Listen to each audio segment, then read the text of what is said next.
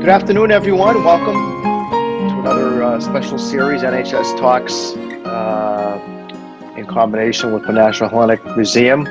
It's a pleasure to bring to you this week the only university research-based organization, or center, I should say, of Orthodox Studies here in the United States. That's at Fordham University in New York.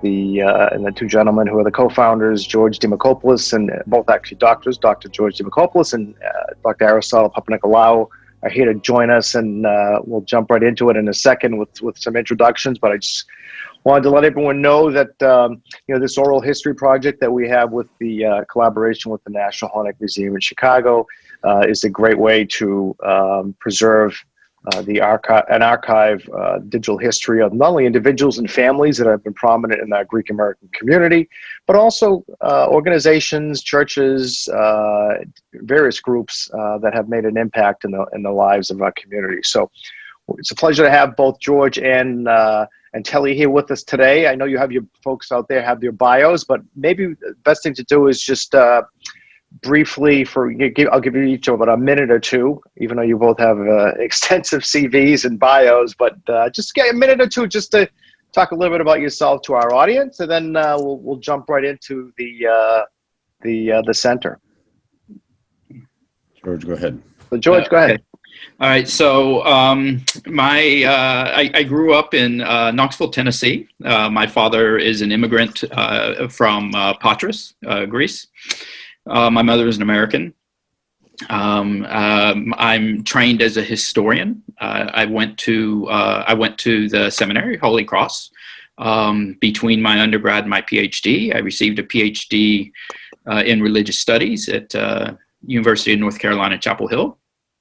And I really study and write and teach about the history of Christianity, mostly in the ancient and medieval worlds, but in the modern world as well. So I grew up in Chicago. My father was a priest for many years at a single parish. And, I got my BA at Fordham University, my MDiv at Holy Cross Greek Orthodox School of Theology in Brookline, and my PhD at the University of Chicago. And I taught actually at Holy Cross, the seminary, for quite a few years, from about 95 to 2000. And then I started Fordham at 2000. And George came 2002. And, it was around that time that we were brought together to kind of think about what we could do for Orthodoxy there at Fordham University. Great, thank you both. And before we jump into Fordham, we always love to. George mentioned it a little bit. We like to hear experiences in terms of your families and so forth. And George, you mentioned your dad. Was he actually born and raised in Patras, or was the family from there? Okay, no, so you're first generation then. Yeah, so he was born and raised in a village just south of Patras called Vasiliko. He came for 1 year as a high school foreign exchange student. He went to Milwaukee, and then he went back. And then almost immediately turned around and came for college, and went to Illinois Institute of Technology in Chicago. So I was actually, like Telly, I was actually born in Chicago. Okay. He met my mother there at university, and but then when I was very little, we moved to Knoxville. Wonderful. And you have strong connections back in Greece growing up with family, or was it? So we do. My father was one of 6 children. I mean, he's nearly 80. He's one of 6 children. All of his siblings are alive, and all of their spouses are alive, which is really remarkable. And I have 13 first cousins in Greece, half of them named George, of course. And they kind of run the gamut. Some were career military, some were shop owners, some in IT, right? They just, some still have the ancestral farm, right? They kind of run the gamut. And I certainly keep in touch with them. Great, that's great. Telly, your family's background? So they come from the northern part of Greece, both of them actually. There's a couple of villages a little bit north of Grevena, so they're, and not surprisingly, I mean, my mom came to Haverhill, Massachusetts, where I actually live now. Even though I work in New York, I actually live in Massachusetts and I commute. And my father came actually initially to Milwaukee from there in the 50s, and then moved to Massachusetts to go to the seminary. And growing up, and then and then and then they got married, and actually in the same church that my wife and I got married in Haverhill. So they went to Chicago. My father was assigned there. Actually, this is not very well known. He was initially assigned to St. Andrews. And St. Andrews there on the north side of Chicago was the home parish of the Marx family, which is one of the founding members of the National Hellenic Museum in Chicago. But there was a very strong-willed parish council member at St. Constantine Helton on the south side at the time, who basically strong-armed Archbishop Demacopoulos into getting my father over to his parish. His name was Pierre de Metz, if you can... he was actually, I think, the first president of the Archons, first commander of the Archons, that is. Right. But Pierre de Metz, I mean, his name was probably Peter Demacopoulos, right? And then they changed it to Pierre de Metz because he was a big entrepreneur in Chicago. But Right. that's how that's the road that we traveled, which is very strange because, again, my father met my mother around the Haverhill, Massachusetts area, came to Chicago, and because we had strong ties to the Haverhill, Massachusetts area, I married a girl from Haverhill. And whose father comes from around the same territory of Greece. So we're kind of concentrated for a while here in the northern part of Greece. So. Great. Well, thank you both. So let's go back. 2002, you both, I guess maybe that was the first time you met on the campus. I don't know if you met prior to that, either up at Holy Cross or if you ever crossed paths before. But tell us in kind of your early days together as you kind of thought about the future back at Fordham back then, and what the landscape was like at Fordham, how amenable was it to, obviously eventually led to the work that you've come full circle on. But tell us a little bit how it all started, and maybe some of the key players and pieces. And obviously the school is a major advocate, otherwise you would never have been able to pull this off without having the strong support of the university. So tell us a little bit about the background. So I mean, I think both of us, I don't know if the viewers really realize this, but academic jobs are very difficult to come by. And I think we were both just so happy to have such good jobs that we were like, oh, wow, great, right? And so, I mean, Telly and I, we became instant friends, and we had known each other a little bit ahead of time. But we really owe it to a Jesuit there on campus, Father Gerald Blaschek, who was then the vice president for mission and ministry, and he had the two of us together.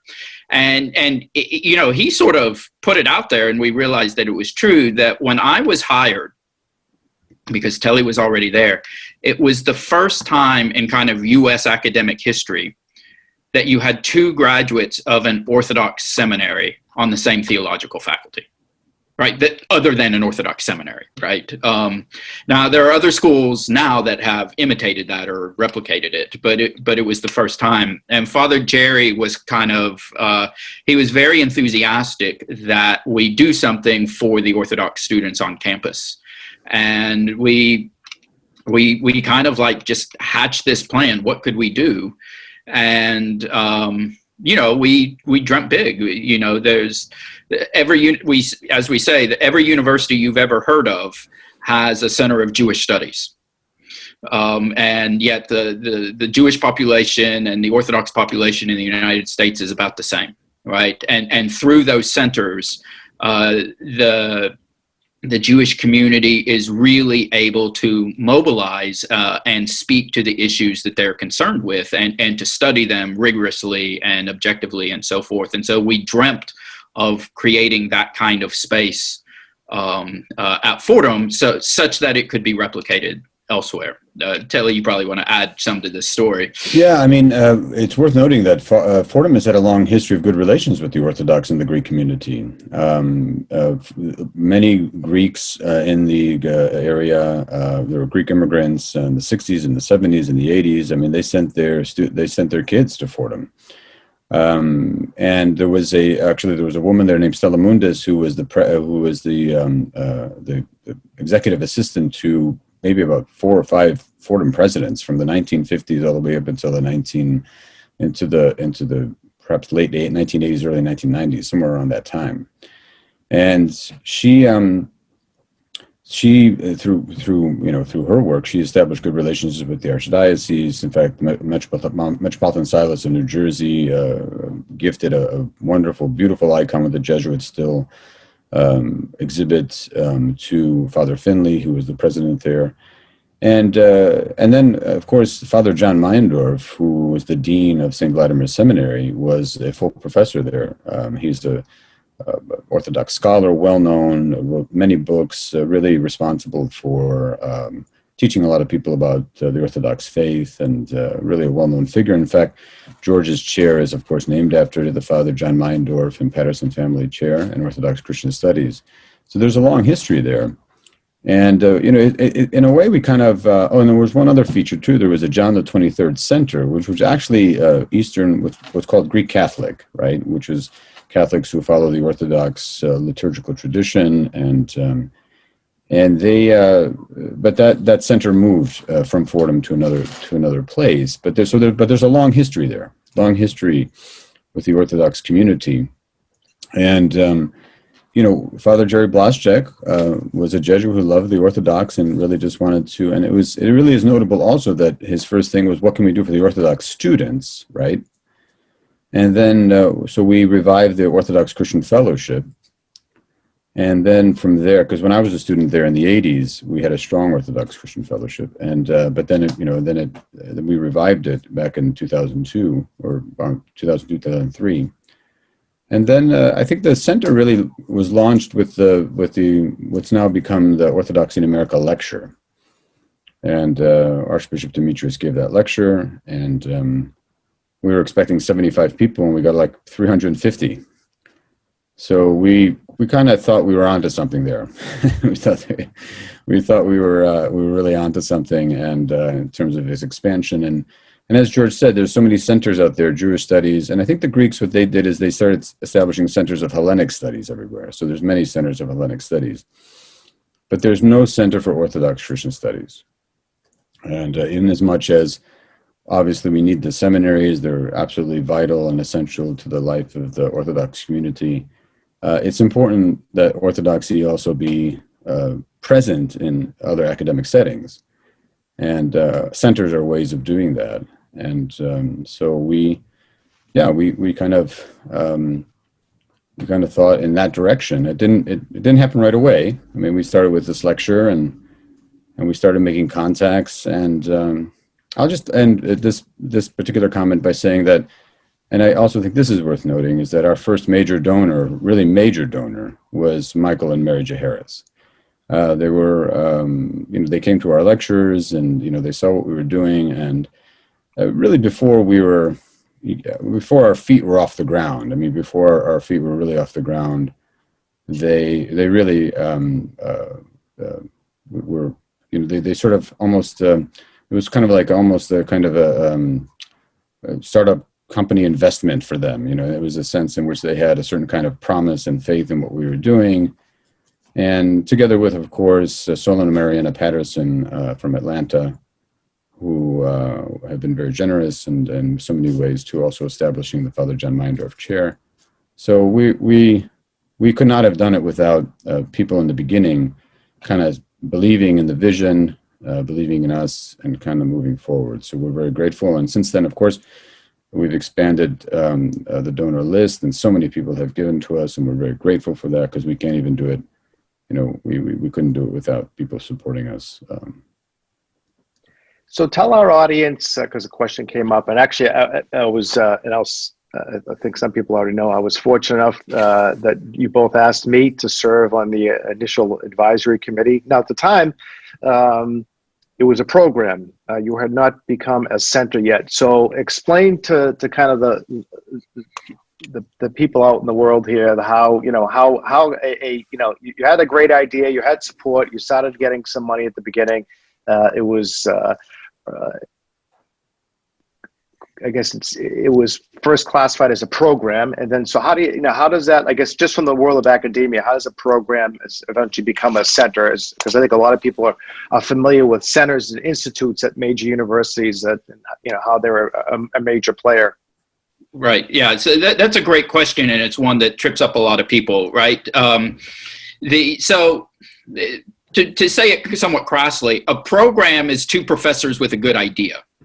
A center is something that the institution itself wholeheartedly believes in, and which the idea that the two professors have is substantial enough that it attracts outside investment, right? And depending of the caliber of the school you are, again, to speak in somewhat crass terms, there's kind of a dollar sign that flips that switch from program to center.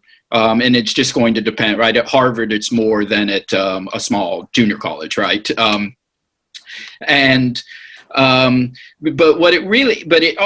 it's not, to be clear, it's not just the money.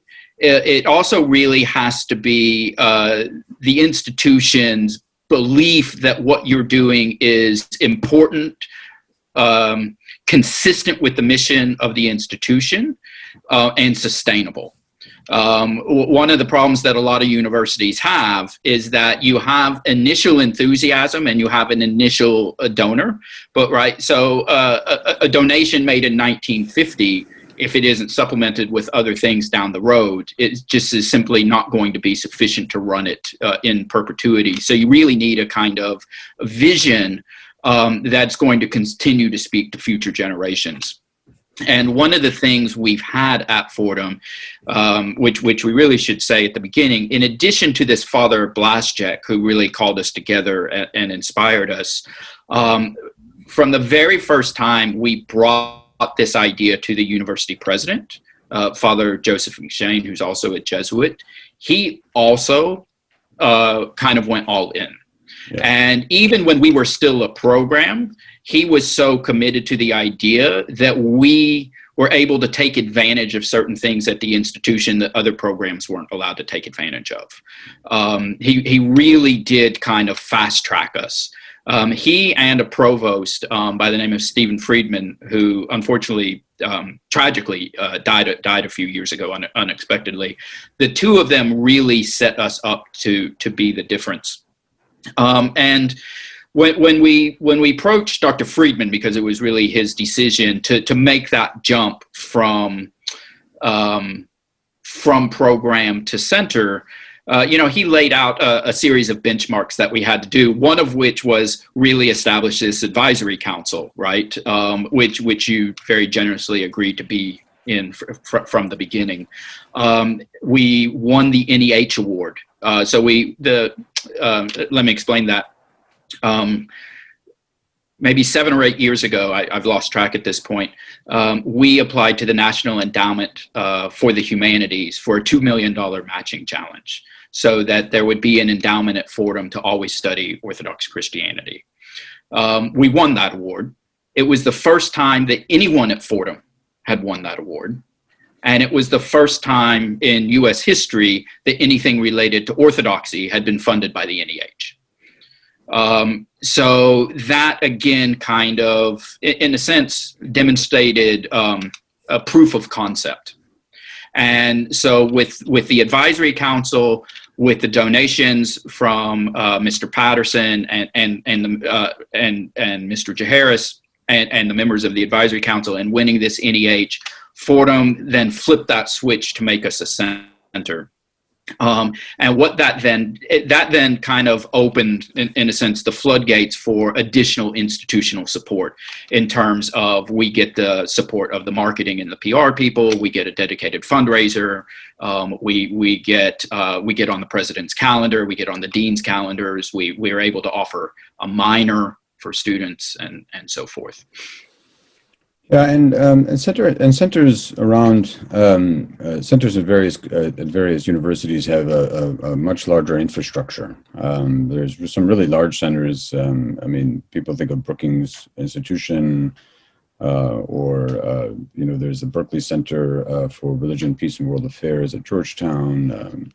Again, many Jewish centers for Jewish Studies, Jewish Studies, and they have very large infrastructures, and there's potential for growth there to do a variety of kind of programming, right? So it's not just one program. I mean, there's potential for a variety of programmings to happen within sort of center infrastructures. And I mean, it's really interesting. Some of these centers I have a friend who works at the Center for Jewish Studies at UPenn, and I asked her about their budget, and she basically said for George, I can't remember what it was. I think for something like a $5 million a year annual operating budget, they have about $150 million endowment. So, I mean, the sky's the limit in many ways in terms of what a center can do. And, with that said, of course, again, there's an infrastructure potential, which we're continuing to work on. We're continuing to grow.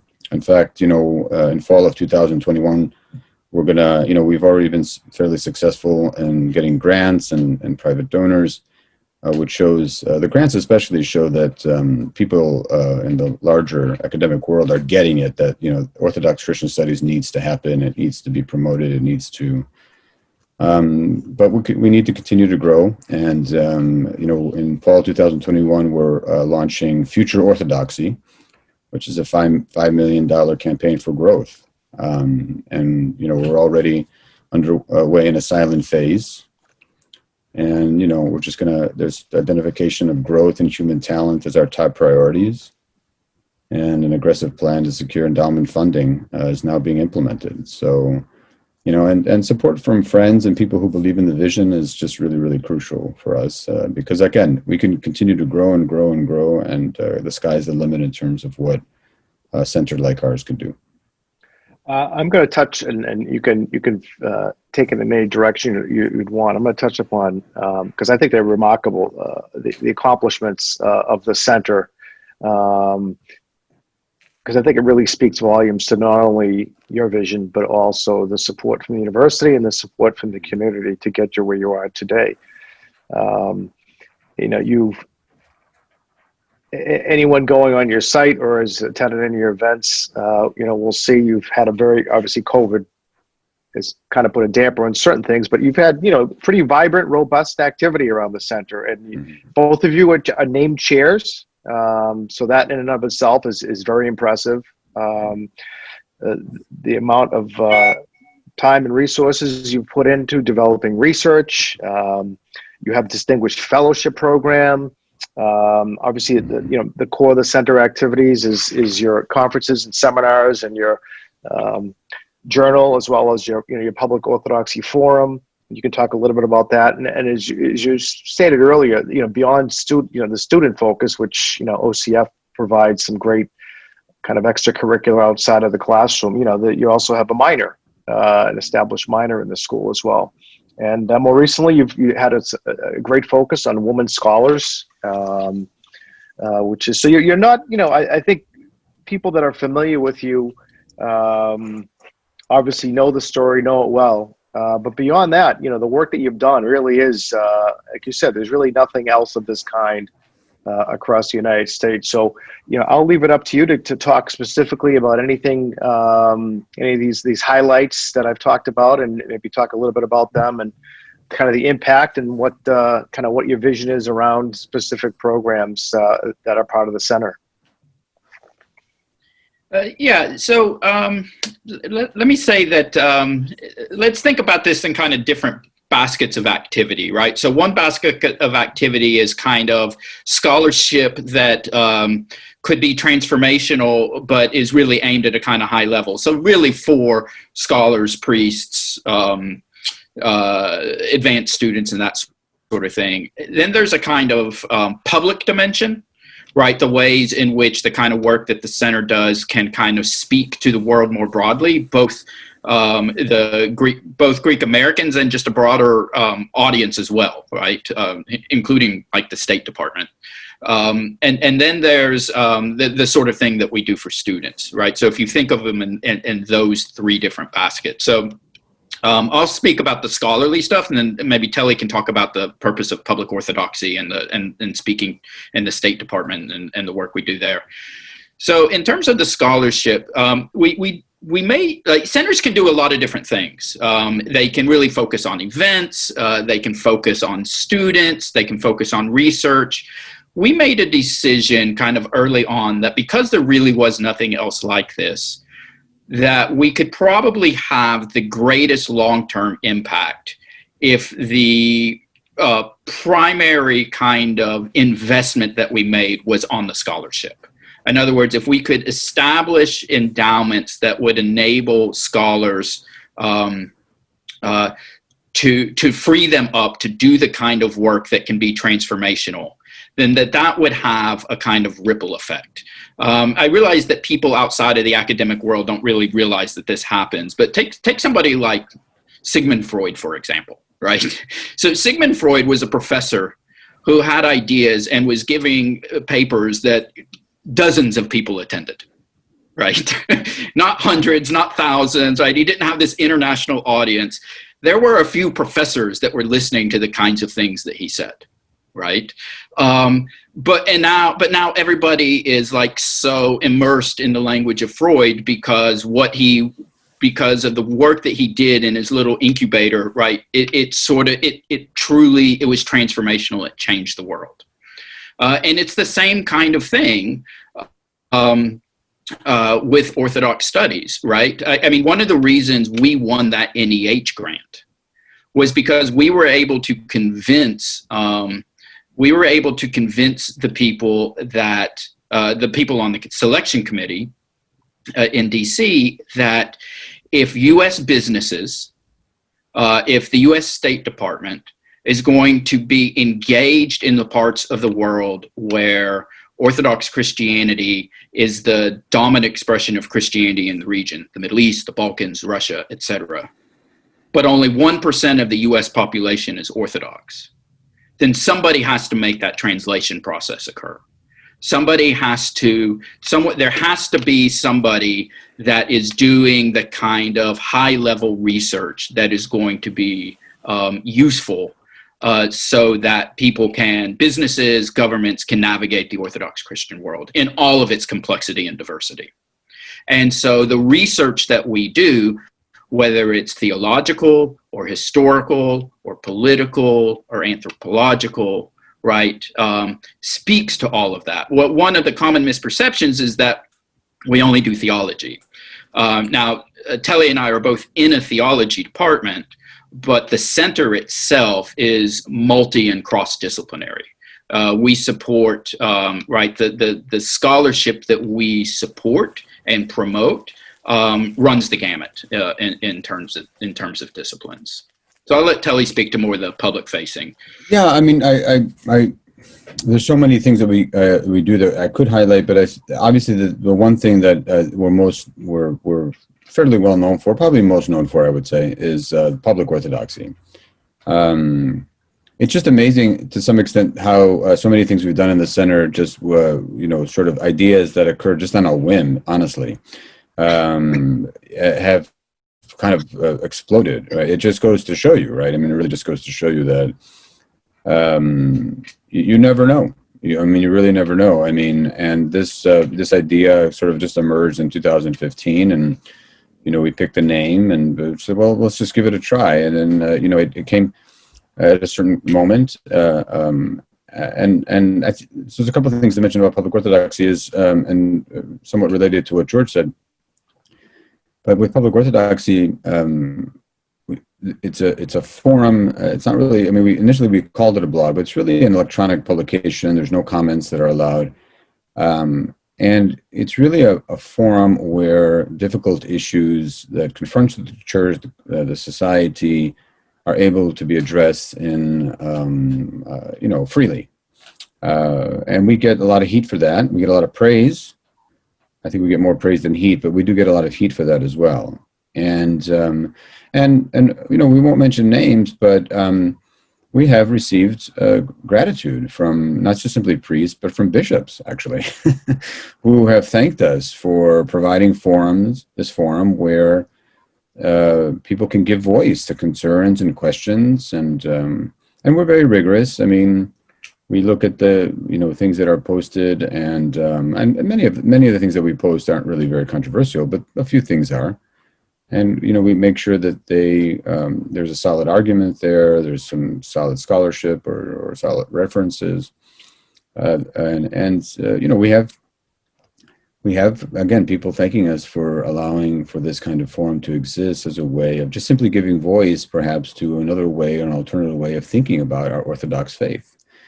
Quite honestly, I mean, on the internet, the Orthodox world, and we've been told this, and we see it too, the Orthodox world has been run over in many ways by a certain kind of, it's not even conservative, that's not even the right word, it's almost a bit of an extreme sort of public facing of Orthodoxy. And many people have told us that they thought that was their first exposure to Orthodoxy, and it was not very inviting. And so I think public orthodoxy is that space where we can address those difficult issues, and but also not simply difficult issues, but even again, orthodoxy has really come back into playing a very important geopolitical role, and I think that's one of the reasons why.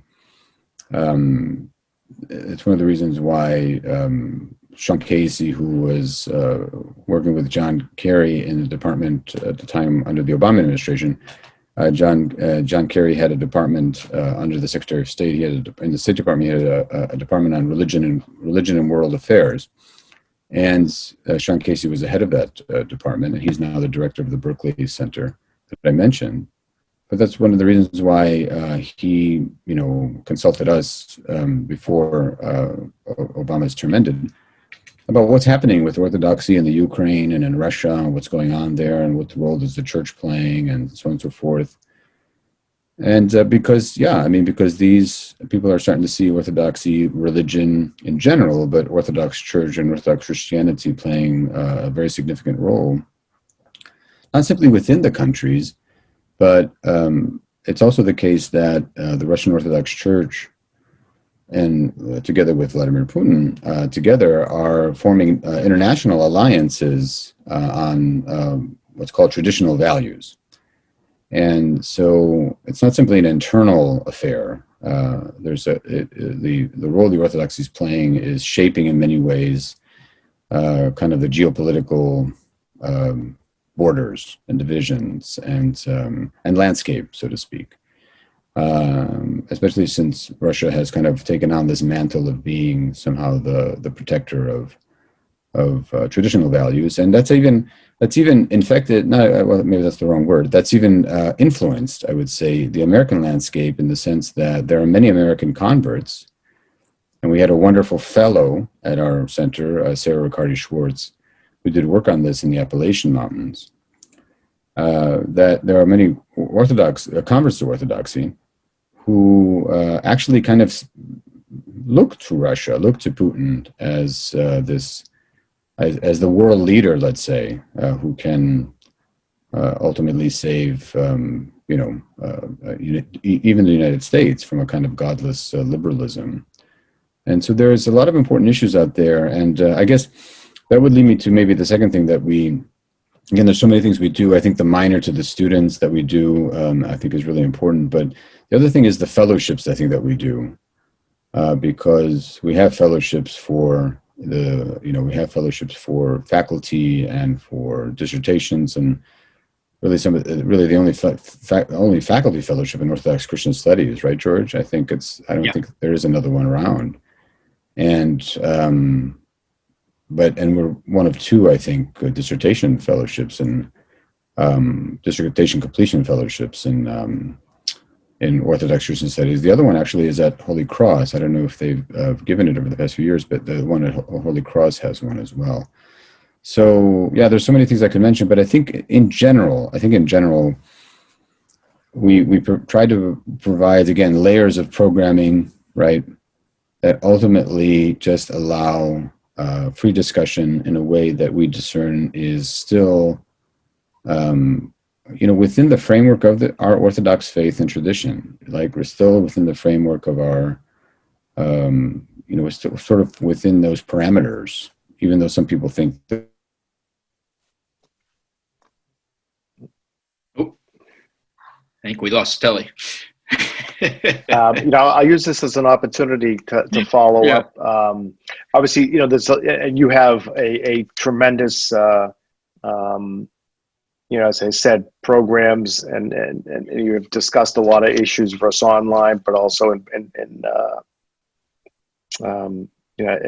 some of your events when the events were held live. But and we can go obviously go in a million different directions, but it makes me think back of, because we have a question on the role of women in church and Orthodoxy, and it makes me think back of some of our earlier meetings when you were putting together your kind of your strategic plan with Telly, that we thought about where do we really want to be, and I remember some of the conversations came up, do we want to be known as kind of the Fletcher School of Diplomacy, or the Harvard Kennedy School of Government, and I think you've come along. So the question, I guess, is it's a two-part question. One is, if we look at one of the major topics that you've been really focused on and committed to, which is the role of women, not only the historical role, but the current role of women in the Orthodox Church, Orthodox role, but also the kind of the topic around bringing back deaconesses. I know that was I think what was it, one of the African churches, I believe, may have started that. That's under the Patriarchate of Jerusalem. Reintroduced it, right? It's historic, right? Historic, right? Yeah. Right. Reintroduce it. But things like that. I mean, you're having these open discussions, which I think people appreciate. But at the same time, you are, are you at a point where you're actually, you're not just reporting and you're actually pushing for change, or you're helping, let's say, like the Orthodox Church in general, as it relates to helping them think through making changes like that, or bringing something like that back. So kind of explain that to us. It's interesting because Telly and I, right, we're individuals. We both belong to the Greek Church, right? We're both devoted members of the Greek Orthodox Church of America. The center, of course, is non-jurisdictional, right? And so there's how do Telly and I operate as individuals, as Christians, and then what does the center do?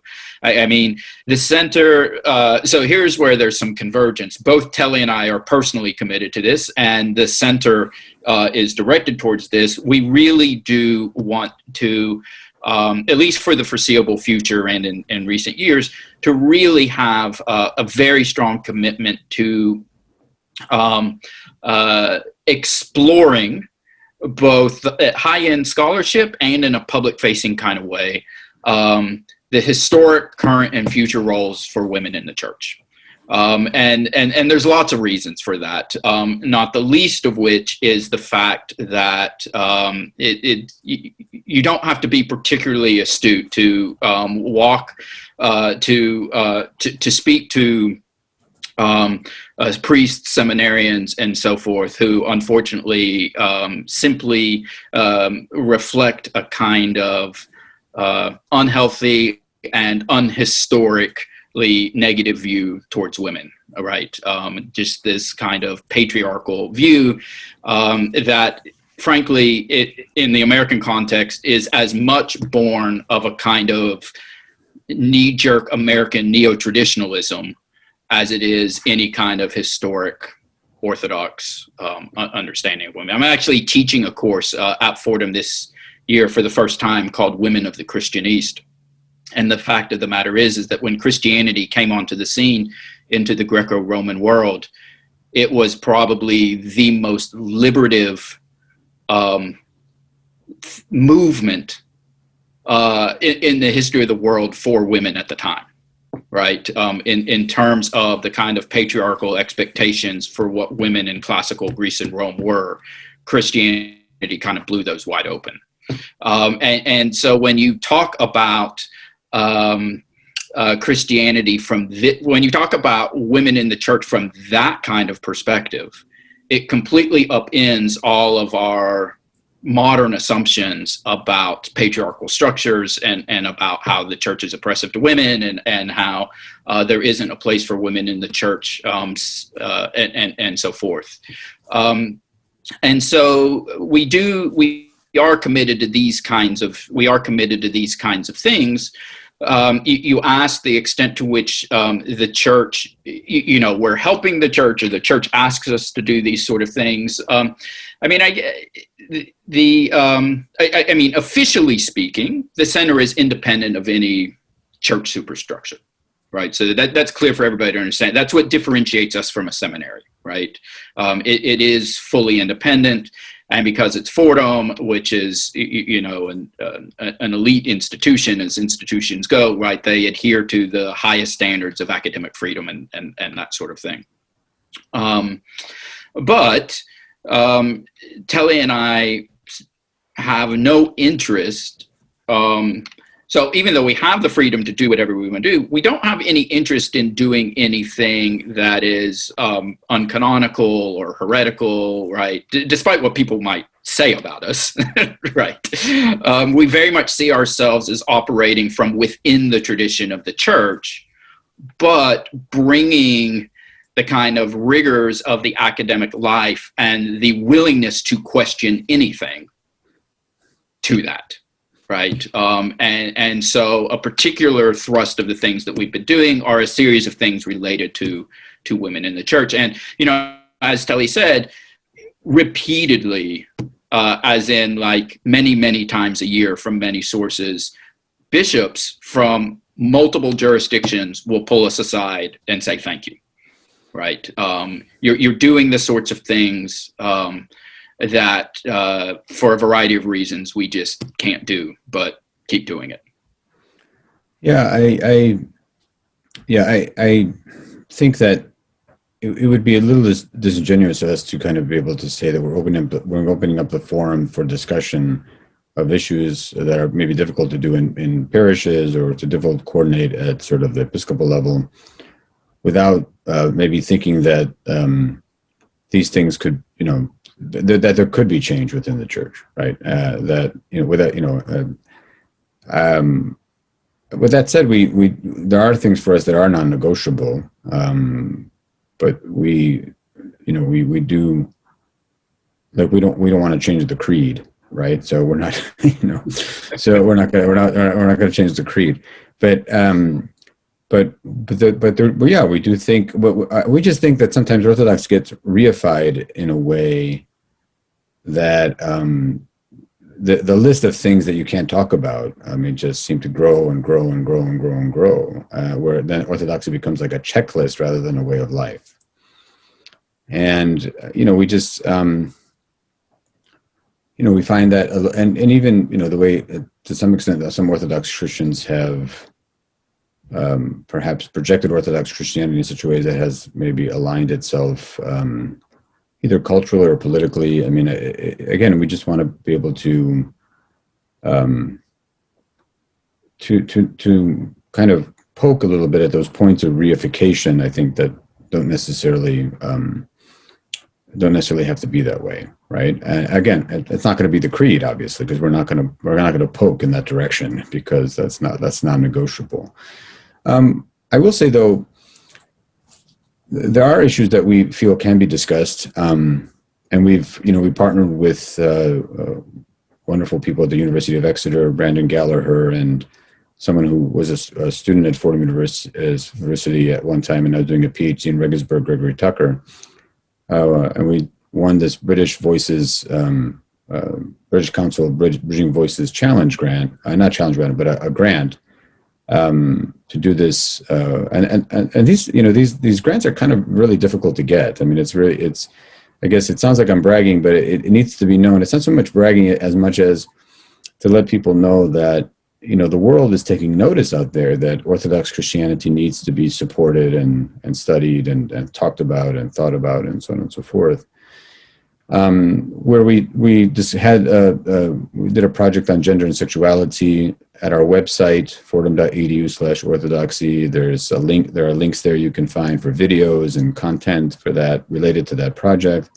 Wonderful video that's very clear, and it was really a bringing together of people who had on really all sides of the divide on this issue, right? Now, did we think with that we were going to change the church, or the church was going to change its mind? So, like with the issue of women's diaconate, we actually think the church should change its mind, and we're hoping that it does, because there's historical precedent, there's theological justification. On this other particular issue, there's so many facets to it, and so we're not under any illusion that the church somehow. We just want to spark discussion, right? So we're not trying to. We don't necessarily have, even though people think we do, we don't necessarily have a particular agenda. We just think it can be talked about, which that alone gets people, I think, riled up and a little bit upset. But I will say this: I mean, even though you don't see a kind of any change on the horizon, I think people are really gratified that that this conversation is happening, right? That there is a kind of listening occurring in an Orthodox space, whereas in many parts of the Orthodox world, that conversation just gets shut down, right? It gets shut down. Like you can't even, like, for example, at St. Vladimir's, you can't even talk about it there.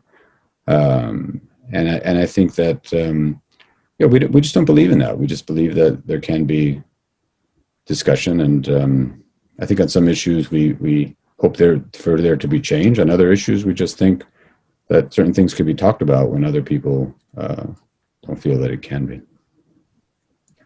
Obviously, collaboration is a critical part of any center, and certainly being the only center in the United States. You have obviously a lot of colleagues and peers that teach in universities across this country and across the world. On a global basis, pan-Orthodox basis, are there other Orthodox Studies centers across the world that you work with, or is it more just programs or individual scholars that you collaborate with or attend conferences with, sit on panels with, have these discussions with? So there are different models across the globe, right? In the United States, there are a couple other really small programs. They may have been, there's one out in California that's been there a long time, but they've never really had the flexibility to be as ambitious on things that we're doing. It's not a university, that sort of thing.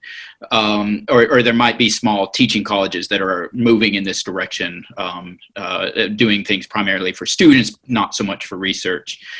In the traditional Orthodox countries, Greece, Russia, Serbia, that sort of thing, of course, you have very well established universities that have Orthodox faculty, Orthodox theological faculties, and so forth. And, in some sense, on the American landscape, we've raised a lot of money and we're very successful and have all that. In some ways, we can't even compare to what the Church of Moscow could do, right, in terms of their universities and that sort of thing.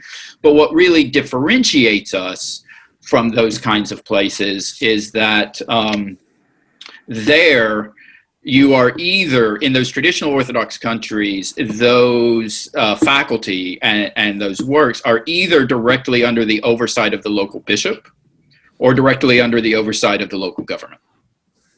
Okay, so you don't have what in the West we would call traditional academic freedom to really kind of pursue the work in its own right.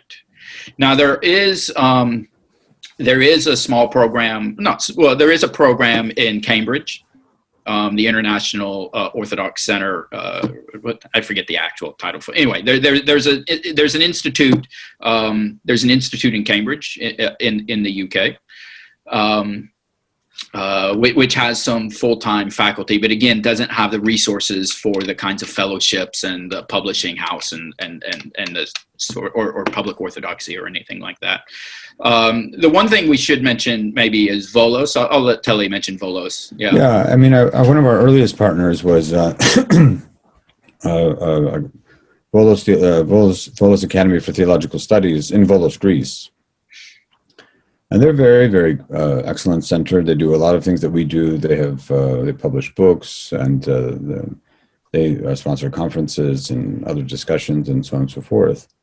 And they're very, they're also, I don't really like to use these words liberal, conservative, progressive. I just think they're a center that is willing to ask challenging questions and allow people to discuss those challenging questions.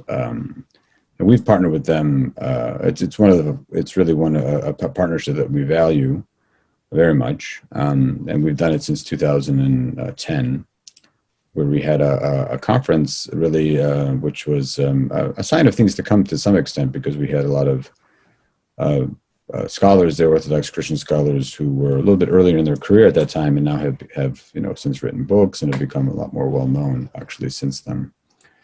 One of them is Father John Baer now, who used to be the dean at Aberdeen, and now is, the dean at St. Vladimir's Theological Seminary, and now is at Aberdeen, University of Aberdeen, and also Paul Gavrilyuk, who is the president of International Orthodox Theological Association, which is a recent initiative as well, which is an excellent initiative. And but we have partnered. We've partnered internally with our Fordham Center for Religion and Culture, and Center for Jewish Studies, and like I said, with these department at the University of Exeter, with a couple of theological colleagues there, and we've partnered with. We've also actually co-sponsored events with the Berkeley Center for Religion, Peace, and World Affairs at Georgetown. So yeah, we definitely have partnered, and in fact, recently, because of some of the work we've been doing on, we recently had some webinars on religion and nationalism, a couple of webinars which I thought were really excellent, and then we're doing the Women Scholars series and some other things. There's something called the Political Theology Network, and they recently just reached out to us and said, we've been following you, and we kind of want to work together on some things, and we're going to meet with them in January. So yeah, people know we're out there. People do know we're out there, and I think definitely for students who want to study Orthodoxy at the PhD level, we know for a fact that there are faculty at Harvard or Yale or Chicago or University of Chicago or whatever who tell students that if you want to study Orthodox Christianity in some form, either patristic or historical or modern or whatever, this place at Fordham, right? And because it's not just us, we also have an Orthodox philosophy professor, and we have wonderful colleagues that support our work. And there are centers out there that know what we're doing. I mean, they know what we're doing, and I think are looking for those who see an opportunity, I should say. They come to us, and I think, as I said, I think the geopolitical role that Orthodoxy is playing, and it really is very significant. I mean, the readers should know that. The viewers, that is, should know that. I think that is highlighting Orthodoxy. It's part of our human rights project, which we haven't really mentioned yet. We have this, we won a grant from the Henry Luce Foundation and also from Leadership 100 that generously funded a project, Orthodox Christianity and Human Rights. Because the Orthodox world really now is really only now the Orthodox Church only really now is the whole Orthodox world in many ways is sort of negotiating sort of democracy, right? I mean, what is democracy, and what's the role of the church? I mean, prior to the fall of communism. Prior to the fall of communism, I mean, you really can't think of a time in Orthodoxy when it didn't really at some point live under empires. But now the whole of Orthodoxy is somehow negotiating democracy. And so we have this loose-funded grant together with Leadership 100, who saw the value in us studying Orthodoxy's relationship to human rights, because there's a tension in the Orthodox world where in the Middle East, people are really drawing off of human rights language to protect themselves, really, and to really foster religious freedom. In other parts of the Orthodox world, they're having a hard time thinking about human rights in relationship to non-traditional values such as, gender roles or sexuality or some of those issues. So it's a really interesting time in Orthodox Christianity, honestly, and people have taken notice. And I think that we started the center really at a fortuitous time, kind of fortuitous in the sense of being able to be one of those places where some of those questions and challenges are being discussed. Before we're getting close to wrapping up, so I want to give you both an opportunity to talk about the future of the center, next steps. You talked a little bit about a campaign coming up, but I just wanted, maybe if you can touch upon, and I realize these are issues for probably separate webinars, but one question came up with regards to how much work do you do, or does the center focus on potentially other Orthodox jurisdictions, particularly let's say Oriental or Armenian, on issues and so forth. And then the other part, more just I guess a bigger picture, is you reside in a Catholic Jesuit university, right? Very strong, high credentialed school, very high profile, great reputation. We've been, us as a community, or really the Christian community, has been talking for a number of years. Are we moving closer, or how can we get closer to more of a East-West unity, so to speak, between the Catholic Church and the Orthodox Church? And obviously there's been a number of conversations at a number of different levels. I mean, you're in a Catholic university, so you see it in terms of what we're in your space, but also we all know the Patriarch and the Pope have had numerous discussions as well. Tell us a little bit about, is any of your work or highlighted any of that, but also, I guess we're probably at a time which is interesting, and again, maybe a topic for another day. Given where we're talking about unity in a big picture, we're also looking at, just within our own Orthodox world, we may be at one of our lowest points, I guess, when you look at within the Pan-Orthodox Church. And you touched upon a little bit about the Russian Orthodox Church and the whole issue with Ukraine. So if you could just a little bit touch upon those two, and then we'll wrap it up with, I know. Conversation. That's everything, right? That's everything. But maybe just your feelings in terms of have you had discussions or presentations as part of your conferences in the past, or are these under consideration for the future? Okay, so really quickly, one of the things Telly and I decided at least a decade ago is, when we talk in terms of the center, we define Orthodoxy very broadly. So it's not just Chalcedonian. Not everybody knows that language. What I mean by that is we are just as interested in studying Serbian or Russian Orthodoxy as we are Coptic, Ethiopian, Armenian, Assyrian, right? So everything that falls under the Eastern Christian banner is a topic worthy of scholarly investigation as far as the center is concerned. So that answers the one question, right? You could say that because we are an Orthodox institution in a Catholic Jesuit university, our kind of first principle is a kind of ecumenical openness and a desire for the path towards Christian unity.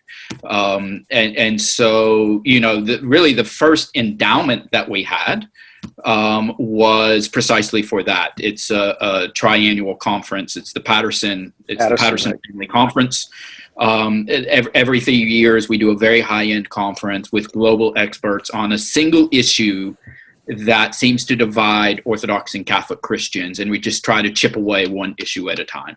And the books that come out of these conferences, they're winning awards, right? They're winning international awards, and they really are, at least, it's not necessarily changing the whole story, but on those small issues that we're taking one issue at a time, it's really moving the needle. And so this, again, is why we decided to be a research institution, because it might take a generation but these things do have really a significant impact. So the center is very much ecumenical. It's very much concerned with questions of Christian unity. Our students are drawn to that. Our doctoral students are drawn to that. Our donors are drawn to these issues. And it's something that really is at the heart of the work that we do. Yeah, it really is. I don't know what to say. I mean, in terms of pan-Orthodox, we have a Coptic fellowship. I think we're one of the only places that has a Coptic Orthodox a fellowship in Coptic Orthodox Studies. Like I said, there are maybe more ethnic or especially in the Armenian world. But we have this fellowship in Coptic Orthodox Studies, and we're working on, we can't really say for sure, but we're working on one for Armenian Orthodox Studies as well. I mean, again, there's many centers for Armenian heritage and things like that, but in terms of just Armenian Orthodox Studies, I mean, we're going to be maybe partnering so that we can somehow offer that as well. So at that level, we work very hard to be inclusive at that level. And I think by trying to be inclusive in terms of programming and people on our board, in other words, I mean, I think we're just trying to provide a model for it to some extent. In many ways, like the International Orthodox Christian Charities, I mean, we're just trying to provide a model for Christian unity. And so, yeah, within the Orthodox world, within the Orthodox world, and it's difficult. I mean, I think we just at the macro level, you see disunity, but at the micro level, you see just people getting along, and that's been our experience too. Because when we go to conferences, we have very good friends and good relations with people who actually are representatives of the Russian Orthodox Church or the Serbian Orthodox Church or Romania or in Greece or. So, yeah, I mean, and then in terms of the Catholic, I mean, just our being in the Catholic university and having that support, I think to some extent, in addition to the wonderful support of the Pattersons and their mission in many ways to foster Orthodox Catholic dialogue and union, I mean, just us being in a Catholic university, I think says it all too. So I do think the perception out there is that we are an ecumenical, in addition to being this Orthodox Christian Studies place, we are this ecumenical place. We are this place that is trying to foster this ecumenical vision. And, there's never going to be any one thing that does it. But I guess if our efforts and the efforts of so many others who are trying to foster Christian unity, both internally and sort of externally, didn't exist, then I think the world would be poorer for it. So we just have to keep doing it in the hope that somehow the momentum moves more in that direction rather than the opposite direction. So, right, great, thank you. Let's talk about the future in the last few minutes here. Immediate goals, priorities, where the opportunities are. You're kind enough to mention that you're looking at a $5 million campaign in the fall. Maybe get us quickly up to speed in terms of the generous grants from the Jaharises and the Pattersons and getting the NEH money and grants from Leadership 100 and Loose. I mean, where have you? I guess where's your starting point, or where are you at today in terms of total endowment? Where would you like to go, including the $5 million down the road? And really, what are the opportunities you see that? Where you would like to grow? Is it more fellows? Is it more student programming? Tell us. So we, through the generosity of many, right? Of many, we before we started this campaign, we had an endowment of about $7.5 million.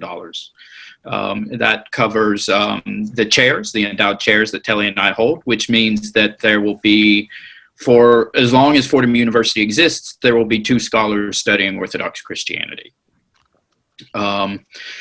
We also have this NEH endowment, which means that in addition to the 2 faculty members, there will always be 2 fellows every year having a research year at Fordham. Those are endowed. They're there in perpetuity. We have the Patterson Conference. It's endowed. It's there in perpetuity every 3 years. We've been very successful with some one-off grants. Leadership 100 has been generous to us more than once.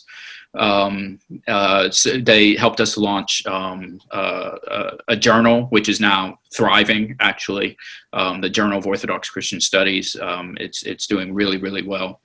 And they teamed up with Luz for this project on human rights. Now that's not endowment money. That's kind of current use money. Right. It was very generous, but it's current use, so it's not endowment. So we do a lot of programming, right? We have a very active web presence. We have, we have a couple salaries in terms of an executive assistant and an associate director that we have to pay for and so forth. And so the goal of this campaign is to take that annual programming money and staffing money and secure it in perpetuity. So that, for all the obvious reasons, right? Not only the programming that we're currently doing, but to expand the programming that we're doing so that public orthodoxy, I can envision a scenario in which public orthodoxy becomes video, right? It includes podcasts, it includes everything, right? Right? In other words, there's really so many things that we could do catechetically for the church. There are so many things that we could do just in terms of online education. Anyway, so the short answer is this $5 million is going to establish an endowment that secures in perpetuity our programming and staffing primarily. Yeah, I mean, look, the sky's the limit. I mean, the more we do have the fundraise, and the more fundraising we do, the more we can do. We could absolutely increase. We can actually increase the kind of work that we do with the students at Fordham. We could offer one-off sort of continuing education kinds of classes and programs for priests, for lay people, for students. We could offer, sort of educational trips, to Constantinople or other parts of the Orthodox world. We could definitely. There's all kinds of we can promote Orthodox scholarship through fellowships, especially Dumbarton Oaks, which is the premier center for Byzantine studies. They have buildings and apartments, and they have, so we could do a lot. I mean, depending on how much we can really create a community, really, to some extent, a kind of real intellectual, continue to foster a continuing intellectual community. I think our most immediate needs are we received a lot of gifts, wonderful gifts. There are endowment, but we do need an endowment for operating budget and infrastructure. And I think that's probably the most immediate need, which will allow us to have a kind of steady stream of income for the operational support and for growth, and to continue for us to expand some of the other programming. I'd also like to see us, in my opinion, in public orthodoxy, we translate it in all the Orthodox languages now. Well, practically all of them, I think. Maybe not in Ethiopian, but practically all of them. I would love to work on our marketing, quite honestly. Even though we're known, we have an international presence, we're known in the Orthodox world, it would be nice for us to be able to continue to expand that footprint, I think, a little bit more internationally in the Orthodox world, and maybe even within the parishes. I'd like to see public orthodoxy and some of the work the center's doing sort of get into the average parishioner. We're still meeting a lot of people who've never heard of us, actually, which we see as a kind of good and bad thing, of course. Bad thing because they've never heard of us, but good in the sense that, there's just still a lot of people out there that we potentially want to reach and be in dialogue with and conversation and expose our work to. So, I think those are probably the more immediate needs, really. It's just really continuing to get the word out there about the center. And for that, we're very grateful for you giving us the opportunity. Oh, it's our pleasure, and it's great too because you both wear many hats. We're all three of us are members of the Order of St. Andrew as Archons, and I know you do a tremendous amount of work. But you also, I guess as part of your outreach, I mean, you speak to a variety of groups outside of the academic world. So I think you're doing a lot of wonderful things. I know both of you have spoken for the Archons locally. You've also spoken at different churches that have had young professional outreach and so forth. So obviously, I'm sure they'd wish there were 50 more of the two of you, but it is what it is. But I just wanted to, again, obviously personally thank you, but on behalf of the National Hellenic Society and the National Hellenic Museum's Oral History Project, this has been a great 1 hour plus of really learning a lot about the center, but certainly, the number of accomplishments, and kudos to both of you. Congratulations. I know you have a lot of work left to do. You're both young, so that's great. And any way we can to help you, directly, indirectly, we're here for you. And I hope our audience has an opportunity to reach out directly to both of you, because I know you're both, willing and open to speak to anyone about the center and all of its wonderful activities, but also what the future holds. So again, thank you both. Thank you. Have a wonderful evening. Enjoy the holidays. Thank you. Thank you, everybody. We really appreciate it. All right. Really appreciate it. Thanks again. You're welcome. Very welcome. All right. Thank you Bye-bye. again. And thank you, everyone, for viewing. All right. Bye-bye.